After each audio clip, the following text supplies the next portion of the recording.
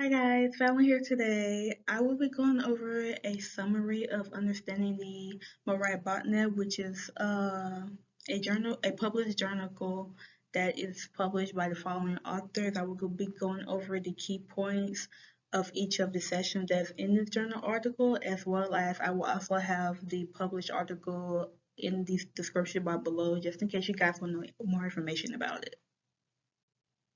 So we can just go ahead and get started.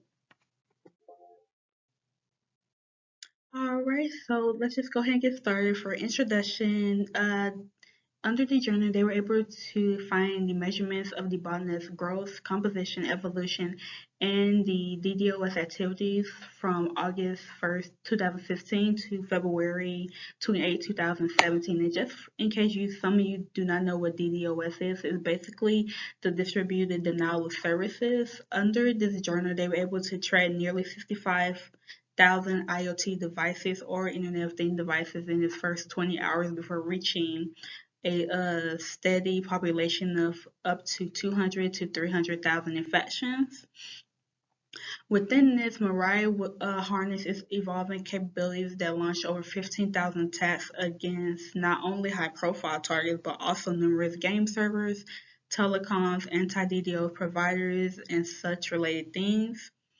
Under this, they were able to find that Mirai's flavor of abuse of future strains of IoT malware could leverage assets to compromise routers for ad fraud, cameras for extortion, network attached storage for Bitcoin mining, and such available things. They were able to find that the absence of security best practices established in response to desktop worms and malware over the last 2 decades, which have created IoTs ripe for exploitation. Without improved defenses, IoT-based attacks are likely to remain a potent technique as botnet variants continue to evolve and discover new niches to infect these IoT devices. All right, we'll go ahead and continue. So right here we have an illustration of the steps that the Mirai botnet takes to infect our IoT devices. And just in case any of you are wondering how it works, Mirai is basically a self-propagating worm, and it uses over 60 factory default logins, and the malware scans the IoT device and infects them so that the central set of command and control servers, or C2, as well as some people call it CNC servers, can launch control them to launch DDoS attacks. All right, Mirai botnet, just like I stated before, Mirai is a worm-like malware, which infects our IoT device, although it is worm-like software of malware. Mirai also has a family of malware that it has based itself off of, and they were also able to release Mirai's source code on the internet as well as hackforms.net. Within this, in the published article, they were able to give us a brief timeline of Mirai's emergence and discuss its structure and propagation. In the source code, the release led to the proliferation of Mirai variants and competing operators. Within this journal, they were able to track Mirai variants and explain how they influence this propagation. While not directly related to the study, the Mirai family represents an evolution of Bashlight, or others have known it as maybe Lizard Stretcher, Torless, etc., a DDoS malware family that infected Linux devices by brute forcing default credentials, which is very similar to what Mirai is doing within trying to get login credentials as well. In contrast to Bashlight, Mirai additionally employed a fast stateless scanning module though that allowed it to be more efficiently and identify vulnerable devices, which is why many have a struggle of trying to be able to catch Mirai in time before it can be able to get all of these login credentials.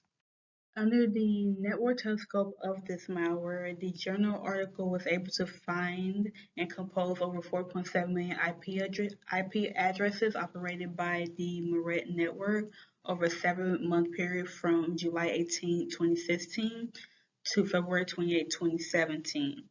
And within this, over 269,000 IP addresses per minute during this period received 1.1 million packets over the network telescope.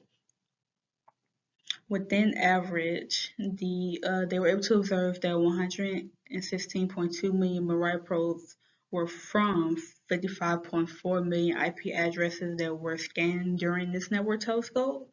And to account for this, they were able to find that the botnet, by tracking the botnet, considering the number of hosts actively scanning at the start of every hour, and it specified that the identified scans targeted the IPv4 address space at an estimated rate at least 5 packets per second, expiring inactive scans after even 20 minutes.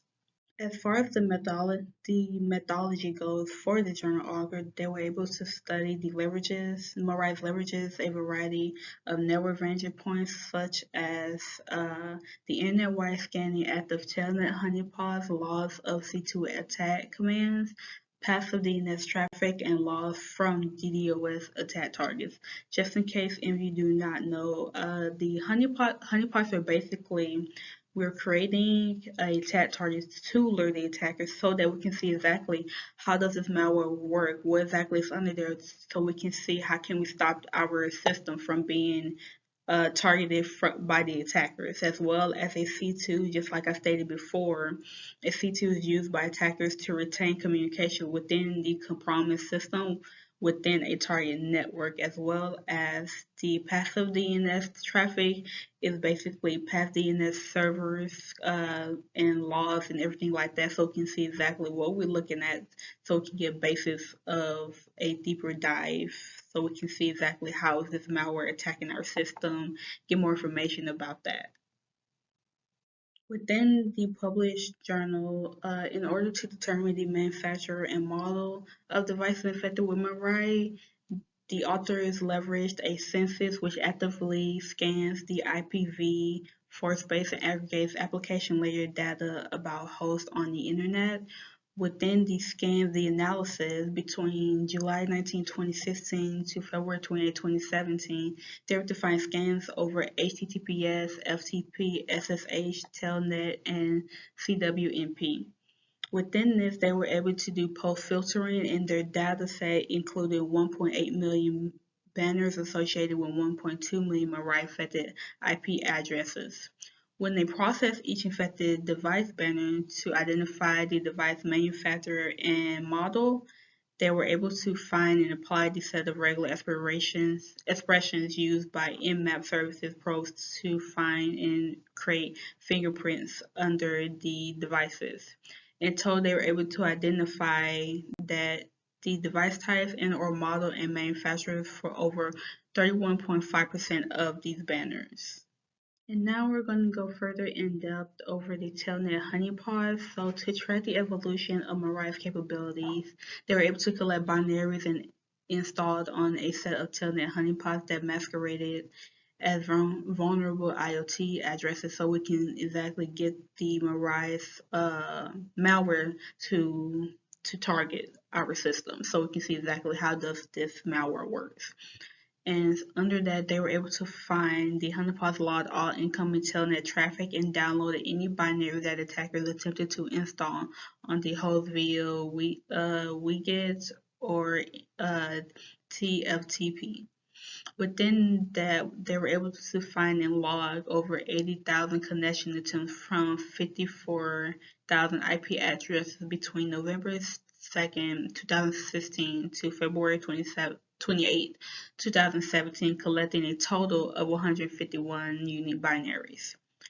Under this, as a final source of samples, they were able to conclude that 594 unique binaries from virus total were scanned for using the Yara rules, which you can also find under the journal article that will also link in the description box below.